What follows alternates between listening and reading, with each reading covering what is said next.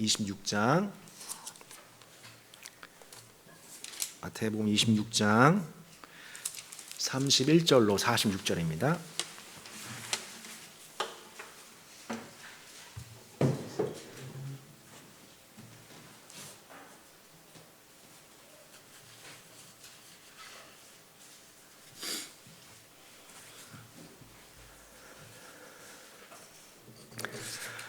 마태복음 26장 31절로 한 절씩 교독하시겠습니다. 그때 예수께서 제자들에게 이르시되 오늘 밤에 너희가 다 나를 버리리라. 기록된 바 내가 목자를 치리니 양의 떼가 흩어지리라 하였느니라. 그러나 내가 살아난 후에 너희보다 먼저 갈릴리로 가리라. 베드로가 대답하여 이르되 모두 주를 버릴지라도 나는 결코 버리지 않겠나이다. 예수께서 이르시되 내게 이르노니 오늘 밤 닭 울기 전에 세 번 나를 부인하리라. 베드로가 이르되 내가 주와 함께 죽을지언정 주를 부인하지 않겠나이다 하고 모든 제자도 그와 같이 말하니라. 이에 예수께서 제자들과 함께 겟세마네라 하는 곳에 이르러 제자들에게 이르시되 내가 저희 가서 기도할 동안에 너희는 여기 앉아 있으라 하시고 베드로와 세베대의 두 아들을 데리고 가실새에 고민하고 슬퍼하사 이에 말씀하시되 내 마음이 매우 고민하여 죽게 되었으니 너희는 여기 머물러 나와 함께 깨었으라 하시고 조금 나아가사 얼굴을 땅에 대시고 엎드려 기도하여 이르시되 내 아버지여 만일 할만하시거든 이 잔을 내게서 지나가게 하옵소서. 그러나 나의 원대로 마시옵고 아버지 원대로 하옵소서 하시고 제자들에게 오사 그 자는 것을 보시고 말씀하시되 너희가 나와 함께 한 시간도 이렇게 끼어 있을 수 없더냐. 시험에 들지 않게 끼어 기도하라. 마음에는 원이로되 육신이 약하도다 하시고 다시 두 번째 나아가 기도하여 이르시되 내 아버지여 만일 내가 마시지 않고는 이 잔이 내게서 지나갈 수 없거든 아버지의 원대로 되기를 원하나이다 하시고 다시 오사 보신즉 그들이 자니 이는 그들의 눈이 피곤함 일러라. 또 그들을 두시고 나아가 세 번째 같은 말씀으로 기도하신 후 이에 제자들에게 오사 이르시되 이제는 자고 쉬라. 보라 때가 가까이 왔으니 인자가 죄인의 손에 팔리느니라. 일어나라 함께 가자. 보라 나를 파는 자가 가까이 왔느니라. 아멘. 우리는 보통 내 자신이 참 연약하다, 약하다 이런 말 참 많이 하지요. 하지만 사실 우린 약할수록 겸허해지고 더 의지하여 도리어 약할수록 은혜와 보호를 입는 경우가 더 많죠.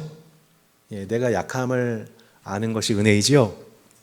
내가 약할수록 더 많은 보호와 은혜를 입게 되기 때문에 사실 성도에게 있어서는 사실 약함이 곧 강함이고 은혜이지요. 정말 위험한 것은 그래서 약함이 아닙니다. 정말 성도에게서 위험한 것은 강함입니다. 자신의 힘과 수준을 과신하는 것, 그 강함이 내가 할 수 있다, 나는 할 수 있다라고 하는 그런 생각들이 그 강함이 사실은 위험하죠. 그때 예수께서 제자들에게 말씀하시기를 오늘 밤에 너희가 다 나를 버리리라. 이렇게 예수님이 스가랴의 말씀대로 목자를 치리니 내가 목자를 치리니 양의 떼가 흩어지리라. 여기서 이제 목자는 예수님이죠. 목자는 예수님이시고 양 떼는 1차적으로 제자들에 해당되지요.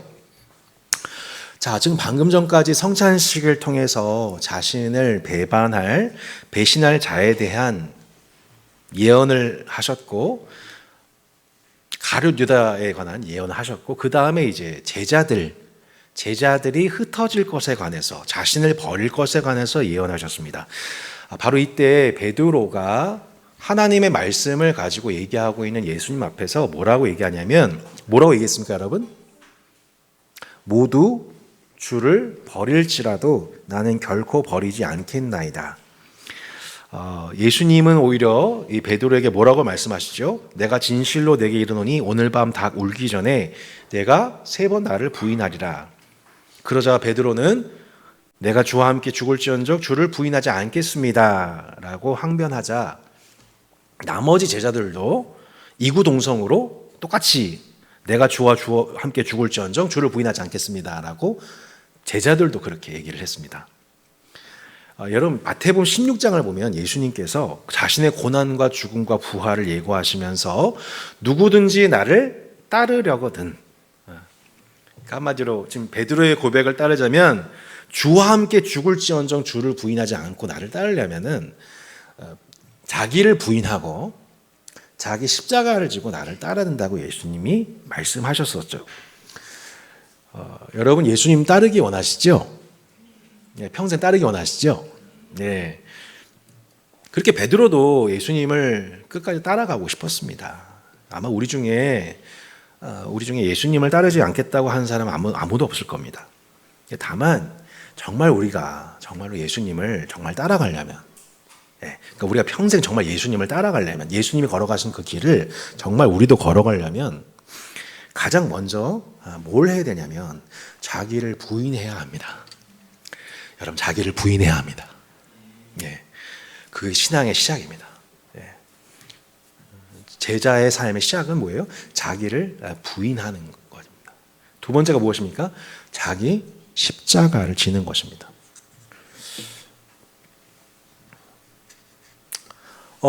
베드로는 이 말씀에 의지하는 제자가 아니었습니다. 자기를 부인하고 자기 십자가를 짐을 통해 주님을 죽기까지 따를 수 있다고 하는 말씀 위에 서서 신앙생활하고 있는 것이 아니라 내가 주와 함께 죽을지언정 난 주님을 따르겠습니다라고 하는 자기 확신, 자기 감정, 자기 힘을 의지하고 있었던 것입니다. 자신만만하게 자신을 의지합니다. 그러자 이 36절의 본문이 이어지게 되는 겁니다. 이에 예수께서 이렇게 자기 자신을 아주 확신하고 있는 제자 베드로, 나는 주님을 잘 따를 거야, 주님을 사랑할 거야 라고 얘기하고 있는 이 베드로의 과신하고 있는 모습에 대한 예수님의 반응으로서 이에 예수께서 어디로 그 베드로와 세베대의 두 아들을 이끌고 가십니까? 바로 겟세마네 동산입니다. 겟세마네 동산입니다. 여기서 요한과 야고보 이름은 등장하지 않아요. 그러니까 베드로와 세베대 두 아들. 그러니까 예수님이 초점이 어디한테 있어요? 베드로한테 있으신 겁니다. 뭐라고 말씀하십니까? 내가 저기 가서 기도할 동안에 너희는 여기 앉아 있으라. 여기 앉아 있어라. 내가 기도할 테니까 여기 앉아 있어라. 저는 이거 조금 경험합니다. 저는 성도분들이 여기 자리에 앉아 계신 것만으로도 힘이 됩니다. 여러분 금요 힐링 월십 앉아 계시기 바랍니다. 제발 이 자리에 좀 앉아 주시기를 바랍니다. 기도하지 않으셔도 되니까 앉아만 계십시오. 제가 기도할 테니까. 그게 너무 힘이 돼요. 실제로. 조셔도 됩니다. 저 기도할게요. 아마 예수님이 그런 심정이셨지 않았을까 싶습니다. 하지만 예수님은 그만큼 고민하고 계셨고 슬퍼하고 계셨습니다. 하나님의 아들이신 그분조차 예수님이 고민하셨대요. 고민되셨대요. 갈등되셨다는 뜻입니다. 이걸 다른 길 없을까? 좀 더 편한 길 없을까? 외면할 수는 없을까? 고민하셨대요. 슬퍼하셨대요. 하나님과의 관계 속에서 경험하게 될 소외, 제자들로부터 받게 될 배신, 상처, 그 모든 것들로 인해서 슬퍼하셨습니다. 그렇게 하나님의 아들이신 예수님도 고민하시고 슬퍼하셨기에 그분이 주님의 뜻을 이루시기 위해서 그분이 가장 먼저 무엇을 하셔야 했습니까? 자기를 부인하셔야 됐습니다. 자신의 고민을, 자신의 슬픔을 부인하셔야 했습니다. 그 자기를 부인하고 자신의 감정과 생각을 부인하고 자기 십자가를 지고 그분이 지셔야 하지 않아도 되는 그 십자가, 우리가 졌어야만 할 그 십자가를 대신 이웃의 짐을 지시고 그 십자가를 지고 지셔야만 했던 것이죠. 내 마음이 고민하여 죽게 되었으니 얼마나 힘드시면 내 마음이 고민하여 죽게 되었다고 말씀하십니다. 내가 정말 마음이 너무 괴롭다. 너무 죽을 지경이다. 너희는 여기 머물러 나와 함께 깨어 있어라. 아까는 앉아만 있으라고 하시더니 예수님 뭐라고 말씀하세요? 나와 함께 좀 깨어 있어라.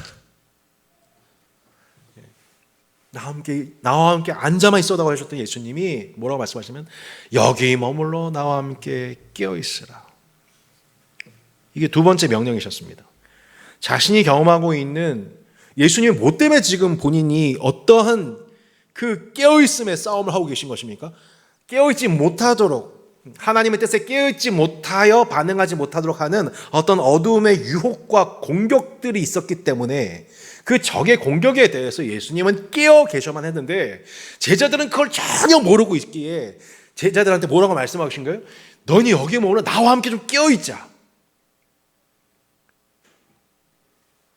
물론 제자들은 이 말씀에 반응하지 못하지만 예수님은 그들에게 말씀하십니다. 예수님은 조금 나아가셔서 이제는 얼굴을 땅에 엎드리고 기도하십니다. 내 아버지여 만일 할만하시거든 이 잔을 내게서 지나가게 하옵소서. 그러나 나의 원대로 마시옵고 아버지의 원대로 하옵소서. 첫 번째 기도를 하신 다음에 예수님 다시 뭐 하세요? 기도를 이어가신 게 아니라 다시 제자한테 가십니다. 나와 함께 깨어있으라. 제발 좀 깨어있으라 라고 하신 다음에 제자들이 어떻게 반응하고 있습니까? 갔더니 뭐하고 있습니까? 자고 있습니다. 자고 있습니다. 베드로를 깨워 말씀하셨습니다. 이제 세 번째 말씀입니다. 너희가 나와 함께 한 시간도 이렇게 깨어 있을 수 없더냐. 이제 뭐라고 말씀해요? 진짜 말씀하고 싶었던 교훈. 너희가 시험에 들지 않게 깨어 기도하라. 너희는 여기 앉아 있으라. 너희는 여기 머물러 나와 함께 깨어 있으라. 이어서 나와 함께 한 시간도 원아워입니다. 한 시간도 깨어 있지 못하냐. 시험 맨 마지막 강화가 무엇입니까? 시험에 들지 않게 깨어 기도하라. 시험에 들지 않게 깨어 기도하라. 여러분, 우리는 문제가 있어서 기도하는 것이 아니라 내 앞에 시험이 닥쳐오고 있기 때문에 기도해야 합니다. 문제가 주어져서 눈앞에 보이는 게 있어서 기도하는 것이 아니라 우리는 깨어 있어야만 합니다. 우리는 깨어 있어야만 합니다. 여러분 제발 문제할 거리만 있을 때 오지 마십시오. 지금 문제되지 않는 상황, 편안할 때, 익숙해질 때, 기도할 필요성을 못 느낄 때 여러분 그때 기도하시고 깨어 있으시기를 바랍니다. 하지만 제자들은 아직 이 말씀을 깨닫지 못해요. 반응하지 못해요. 아직 제자도에 익숙하지가 않아요. 자신들의 지금 스승이신 예수님이 자신에게 닥쳐와 있는 그 시험을 앞두고 마지막 필사적으로 공부하신 듯 제자들은 반응하지 못해요. 어떤 시험이 자신들에게 찾아오고 있는지를 전혀 인지하지 못하고 있으니까 뭐하고 있어요? 자고 있어요.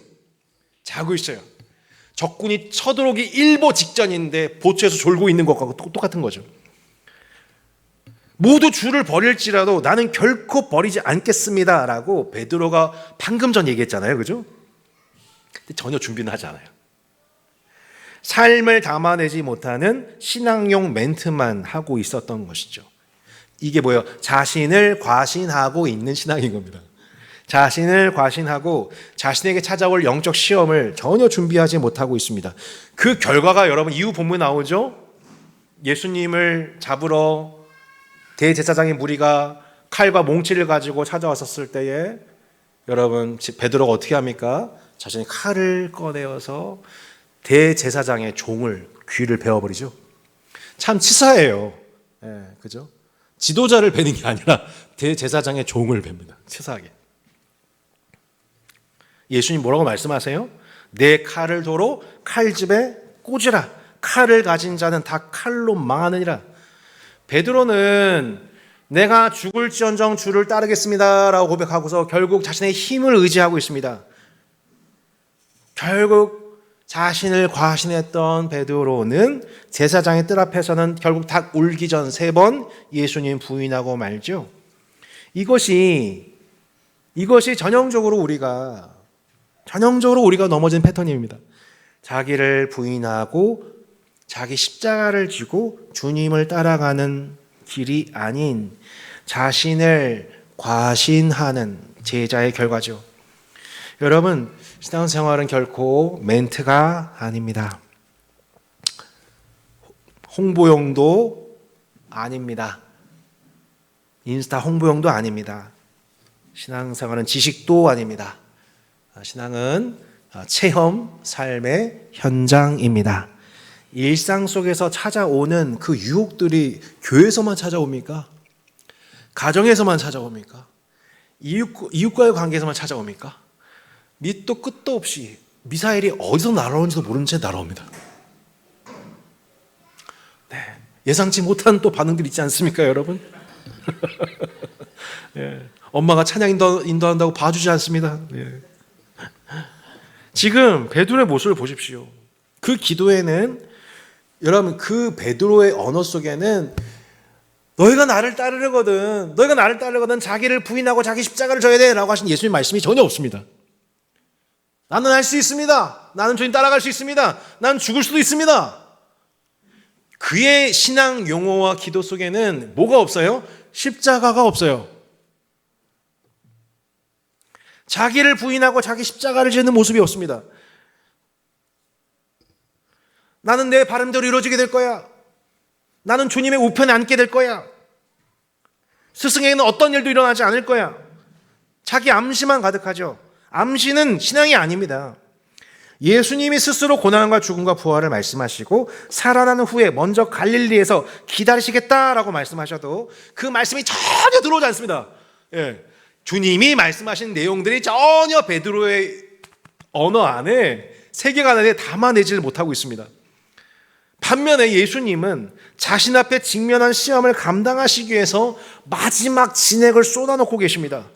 그리고 다시 아버지께 나아가 기도하시기를, 내 아버지여, 두 번째 기도입니다. 만일 내가 마시지 않고는 이 잔이 내게서 지날 수 없거든 아버지의 원대로 되기를 원하나이다.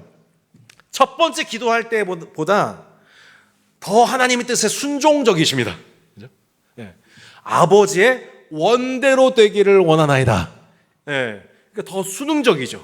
여러분, 우리가 진짜 기도의 열매는 하나님께 더 수능적으로 우리의 태도가 변화된 것에 있는 줄로 믿습니다. 첫 번째 기도에 비해서 아버지의 원대로 하옵소서가 아니라 뭐예요? 아버지의 원대로 되기를 원하나이다. 이렇게 바뀌는 거예요. 예수님조차, 하나님의 아들이신 예수님조차 고민이 있었다니까요. 슬픔이 있었다니까요. 이게 쉬운 게 아니었다니까요. 하나님의 뜻을 이루시기 위해서 먼저 자기를 부인하고 자기 십자가를 지고 계시죠. 나는 이겨낼 수 있어, 해낼 수 있어 라고 한 자기 긍정 암시가 신앙이 아니에요. 십자가 없는 기도는 참 기도가 아닙니다. 여러분, 십자가 없는 기도는 기독교의 기도가 아닙니다. 기도는 자기를 부인하는 것입니다. 기도는 자기 십자가를 지는 것입니다. 하나님의 아들 예수님조차도 기도를 통해 자기를 부인하고 자기 십자가를 지고 그 길을 가실 수 있으셨습니다. 예수님은 죄가 없으십니다.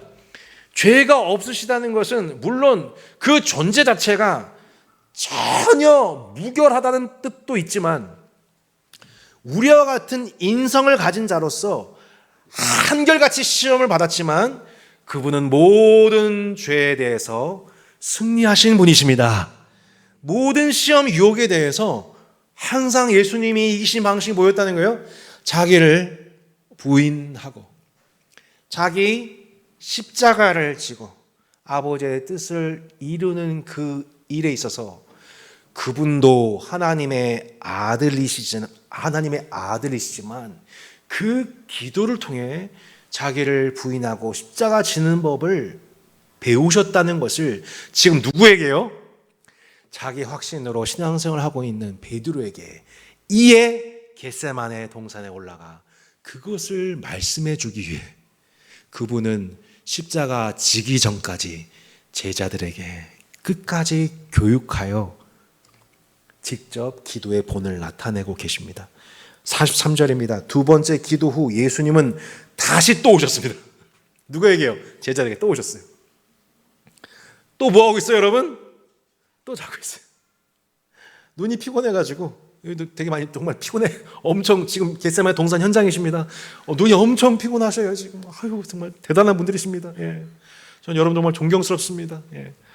야고보, 요한뿐만 아니라 시험에 들지 않게 깨어 기도하라. 이 명령은 베드로가 받던 명령이잖아요.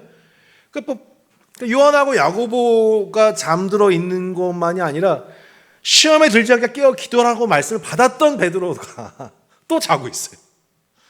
아이고, 답답하지 않습니까, 여러분? 지금 계속 좀 함께 앉아 있어라. 앉아만 있어라. 나와 함께 좀 깨어 있자. 한 시간도 깨어 있지 못하니? 한 시간만이라도 함께 있자. 시험에 들지 않게 깨어 기도하자. 이 모든 말씀에 대해서 제자들 한 명도 순종하지 않아요. 이게 우리의 모습인 거죠. 예수님이 화날 만도 한데 그들도 두시고 세 번째 똑같은 말씀으로 기도하신 다음에 이제는 제자들한테 가가지고 이렇게 기도하자 이런 말씀 안 하시고 이렇게 말씀하십니다. 뭐라고 말씀하세요? 이제는 자고 뭐래요? 이제는 뭐래요? 자래. 너무 재밌지 않습니까? 이제는 자라. 이제 좀 피곤 다 풀려가지고 이제 막 이렇게 금요기도 끝나고 이제 개운해졌는데 뭐라고 하세요? 자라, 쉬어라, 봐라. 때가 가까이 왔으니 인자가 죄인의 손에 팔린다.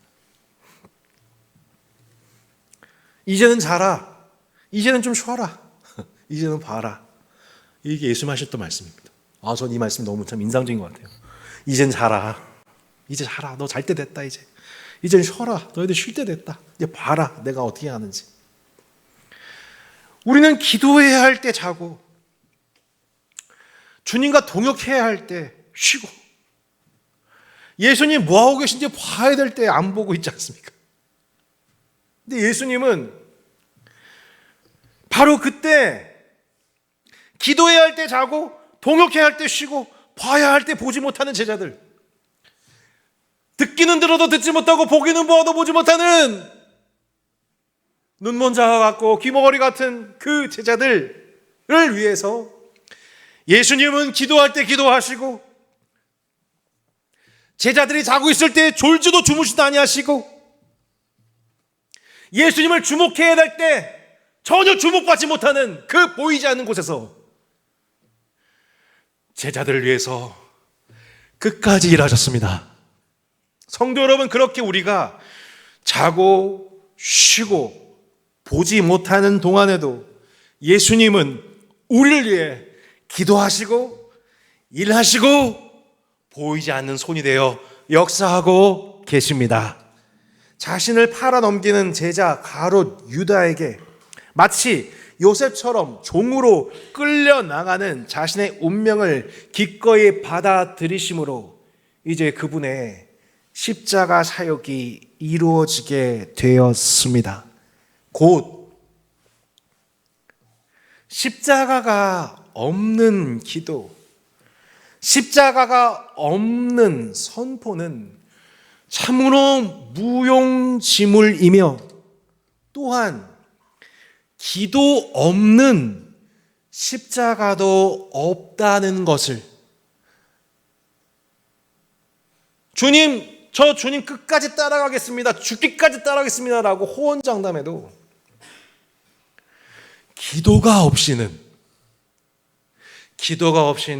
십자가도 없다는 것을 예수님은 제자들에게 가르쳐 주시기 위해 전혀 당신의 말씀을 깨닫지도 반응하지도 못하고 있는 그 제자들을 향해 이에 예수께서 제자들을 겟세마네 동산에서 재교육, 끝까지 교육하고 계셨던 것입니다.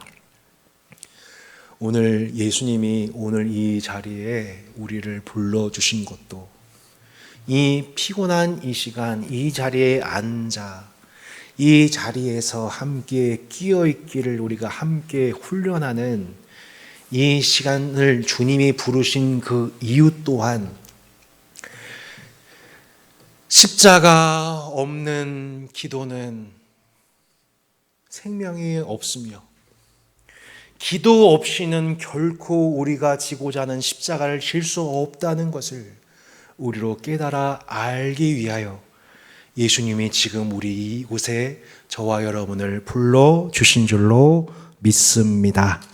그는 육체에 계실 때 자기를 죽음에서 능히 구원하실 이에게 심한 통곡과 눈물로 간구와 소원을 올렸고 그의 경외하심을 인하여 들으심을 얻었느니라. 그가 아들이시라도 받으신 고난으로 순종함을 배우어서 완전하게 되었은즉 자기를 순종하는 모든 자에게 영원한 구원의 근원이 되심이다. 하나님의 아들도 육체에 계실 때 하나님의 아들도 육체에 계셨을 때 자기를 죽음에서 구원하실 이에게 심한 통곡과 눈물로 슬픔과 근심 중에 기도하셔서 마침내 자기를 부인하고 자기 십자가를 지심으로 이 세상을 구원하셨습니다. 그가 아들이시라도 받으신 고난으로 순종함을 배우셔서 완전하게 되셨습니다. 우리는 베드로와 두 제자들처럼 이 복음의 가르침 앞에서 때로는 졸고 자며 쉬고 이를 바라보지 못하고 깨어있지 못하고 있지요. 그런데 예수님은 이렇게 졸고 자며 깨어있지 못한 우리를 위해 먼저 순종하셨습니다. 먼저 기도하셨습니다. 먼저 자기를 부인하고 자기 십자가를 지는 참 제자가 되셨습니다. 그리고 지금도 자기를 순종하는 모든 제자들에게 영원한 구원의 근원이 되십니다. 아무도 이해하지 못하고 공감하지 못하는 아무도 이해하지 못하고 공감하지 못하는 그 인생의 외로움, 그 신앙의 외로움, 그 스스로의 고민과 슬픔 속에서 아버지 앞에 기도하는 모든 자들을 지금도 하나님은 구원하고 계십니다. 우리를 시험에 들지 않게 하시고 다만 악에서 구하옵소서. 우리를 시험에 들지 않게 하시고 다만 악에서 구하소서.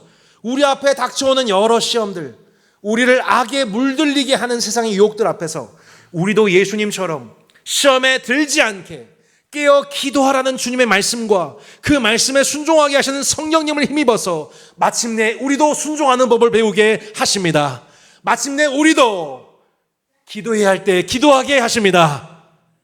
자기를 부인하고 자기 십자가를 지게 하실 것입니다. 오늘 밤 자기를 순종하는 모든 자에게 영원한 구원의 근원이 되시는 우리 예수님께 나아가기를 소망합니다. 우리 함께 찬양하고 기도했으면 좋겠습니다.